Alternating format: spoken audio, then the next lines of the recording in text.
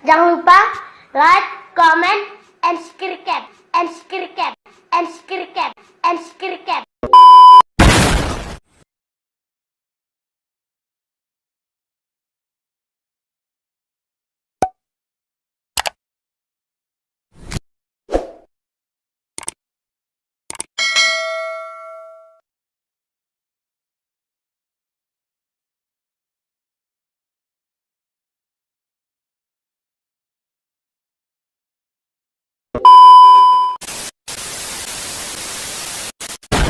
Assalamualaikum warahmatullahi wabarakatuh.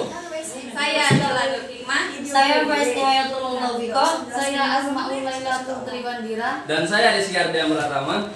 Kami dari Prodi PGMI Mata Kuliah Sejarah Peradaban Islam dengan dosen pengampu Bapak Ahmad Ulin Ni'am MPD.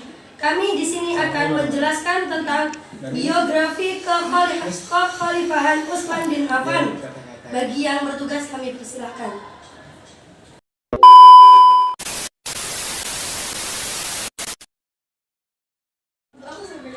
Biografi Utsman bin Affan. Utsman bin Affan adalah sahabat Nabi Muhammad SAW yang merupakan Khulafaur Rasyidin yang ketiga. Nama lengkap beliau adalah Utsman bin Affan bin Abi al-As bin Umayyah bin Abdu Syams bin Abdu Manaf bin Qusay bin Kilab. Beliau berasal dari Bani Umayyah. Utsman bin Affan lahir di Thaif, Jazirah Arab pada 576 Masehi atau 42 tahun sebelum hijriahnya Nabi Muhammad SAW.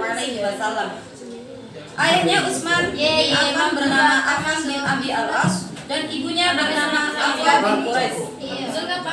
Nama panggilannya adalah Abu Abdullah. Beliau digelari Dzun Nurain karena Rasulullah SAW menikahkan dua putrinya untuk Utsman, yaitu Ruqayyah dan Ummu Kulsum. Ketika Ummu Kulsum wafat, Rasulullah SAW berkata, "Sekiranya kami punya anak perempuan yang ketiga, niscaya aku nikahkan denganmu." Dari pernikahannya dengan Ruqayyah lahirlah anak laki-laki, tetapi wafat ketika berumur 6 tahun, yaitu pada tahun 4 Hijriah. Utsman bin Affan menikahi 8 wanita. 4 diantaranya wafat, yaitu Fakhosyah, Ummul Banin, Romlah, dan Nailah. Dari perkawinannya lahirlah 9 anak laki-laki, yaitu Abdullah al-Akbar, Abdullah al-Asghar, Amru, Umar, Khalid, Al-Walid, Said, dan Abdul Muluk, juga 8 anak perempuan.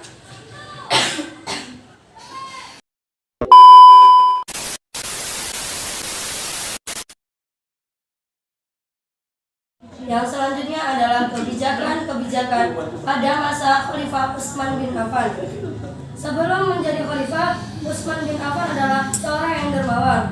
Saking dermawannya, bahkan ia berani menaikkan tunjangan untuk kaum muslimin demi kesejahteraan mereka. Harta beliau itu berupa harta jizyah dan harta rampasan perang. Nah, di sini kebijakan yang dilakukan pada masa Khalifah Utsman bin Affan diantaranya yaitu di bidang politik, yang kedua di bidang ekonomi. Nah, perkembangan di bidang ekonomi yaitu meneruskan Baitul Mal dari Khalifah Umar radhiyallahu anhu. Yang selanjutnya adalah perkembangan kebijakan di bidang budaya dan pembangunan. Dari dimensi sosial budaya, ilmu pengetahuan berkembang dengan baik. Pertumbuhan dan perkembangan ilmu pengetahuan erat kaitannya dengan perluasan wilayah Islam. Khalifah Utsman bin Affan radhiyallahu anhu berjasa membangun bendungan untuk menjaga arus banjir yang besar dan mengatur pembagian air ke kota-kota. Yang selanjutnya ialah menyusun Mushaf Utsmani. Karya monumental Khalifah Utsman bin Affan radhiyallahu anhu adalah membukukan Mushaf Al-Quran. Tujuan mushafan ini adalah untuk mengakhiri perbedaan-perbedaan dalam pembacaan qiraat Al-Quran di kalangan umat Islam pada waktu itu.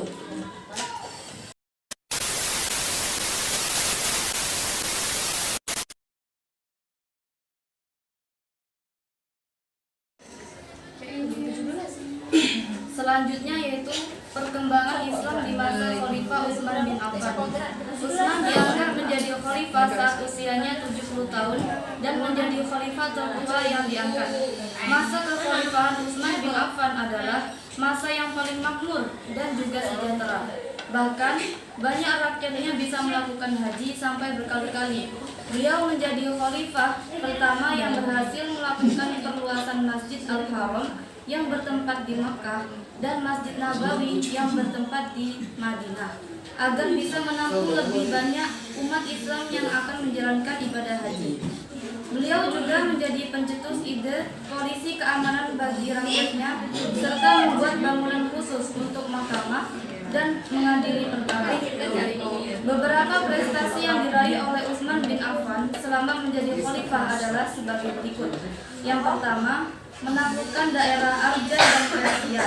Yang kedua, menaklukkan Khurasan dan Naisabur di Iran. Yang ketiga, menaklukkan Afrika Utara dan mengangkat Amr bin As sebagai gubernur di sana. Yang keempat, membakukan dan meresmikan mushaf yang disebut Mushaf Utsmani, yaitu kitab suci Al-Quran yang dipakai oleh seluruh umat Islam di seluruh dunia hingga saat ini. Khalifah Utsman membuat 5 salinan dari Al-Quran ini dan menyebarkannya ke beberapa wilayah. Yang kelima, setiap hari Jumat beliau memerdekakan seorang budak.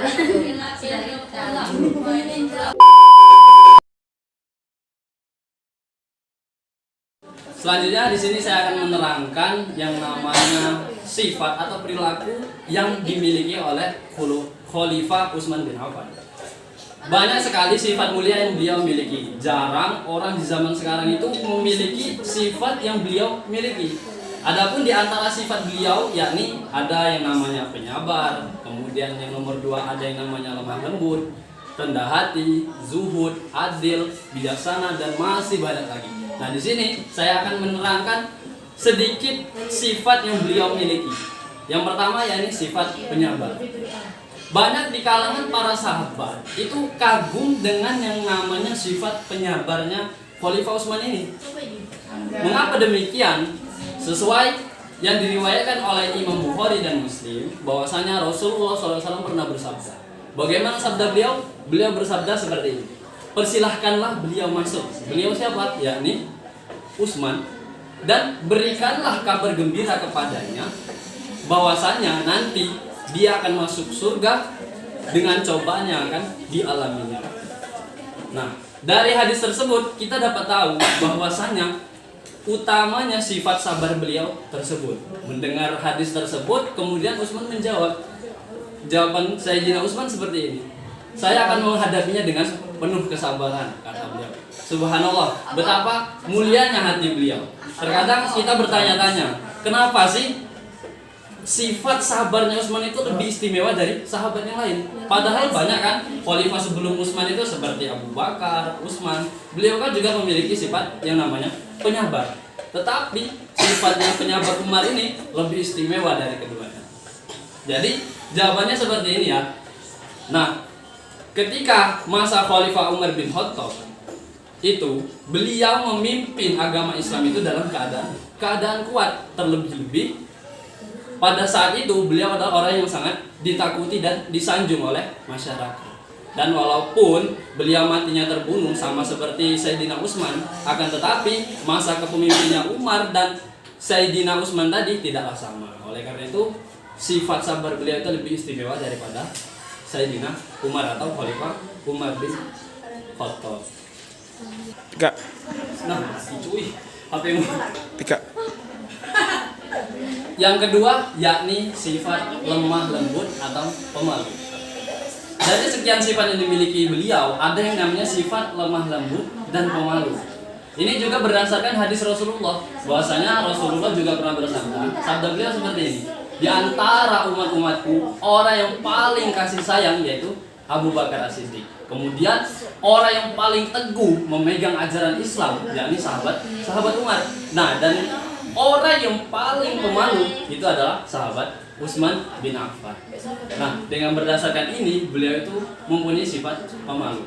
Namun, walaupun beliau itu mempunyai sifat lemah lembut dan pemalu, Bukan berarti ketika beliau itu dalam menghukumi sebuah masalah dalam agama Islam itu dengan sifat lemah lembut. Malah sebaliknya, beliau itu menghukumi dengan sikap yang tegas dan berani.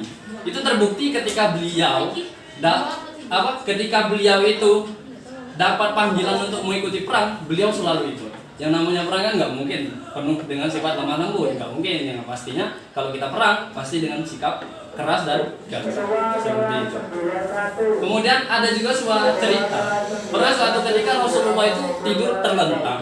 Nah, saat itu ada sahabat Abu Bakar dan Utsman. Mereka berdua izin kepada beliau bahwasanya ingin masuk ke tempat istirahat Rasulullah. Ketika mereka dipersilakan masuk, kemudian mereka masuk. Ketika mereka masuk, Utsman tadi melihat kedua betis beliau itu terbuka. Kemudian spontan beliau langsung mendekati Rasulullah, kemudian ditutup kembali betisnya. Seraya berbicara, bagaimana aku tidak merasa malu pada orang yang sedangkan malaikat itu saja malu terhadapnya. Hadis riwayat Muslim. Itu yang kedua.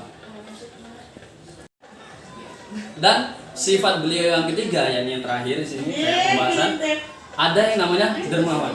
Sifat dermawan ini terbukti dengan bukti sejarah yang beliau lakukan pada masa lalu. Apa? Yakni pernah suatu ketika kaum muslim Makkah itu hijrah ke Madinah.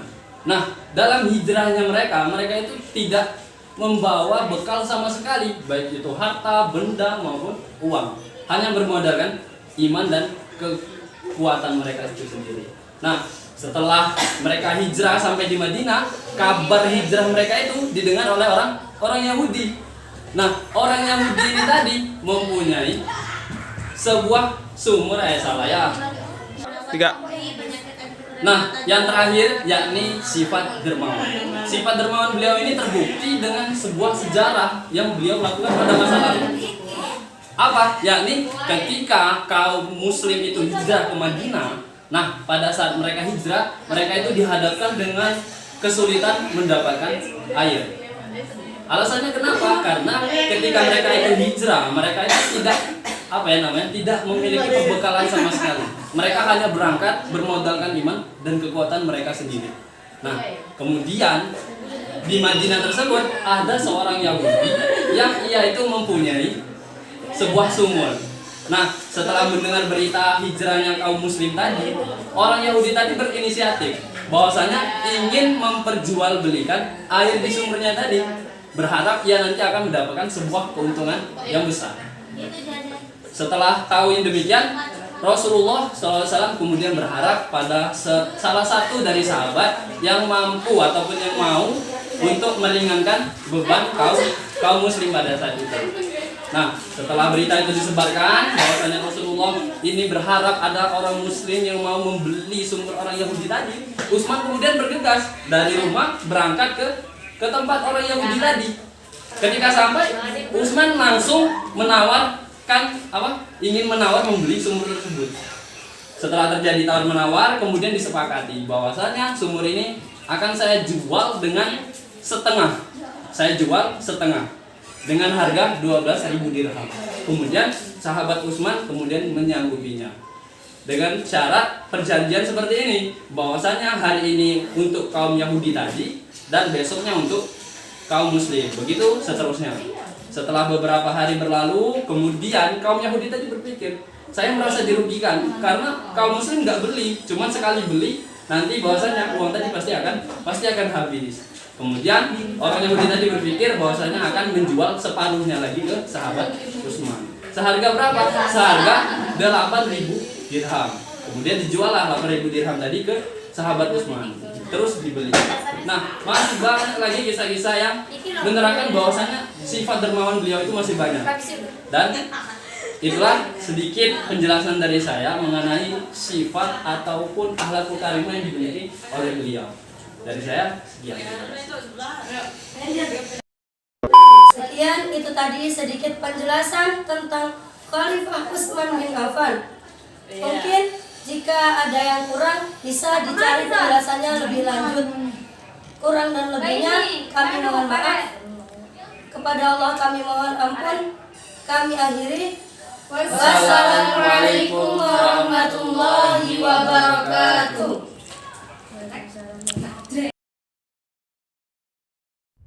Tapi bohong. Yang mencintai, mudah beli mengingkari, ada sakit hati ini. Setiap hari mudah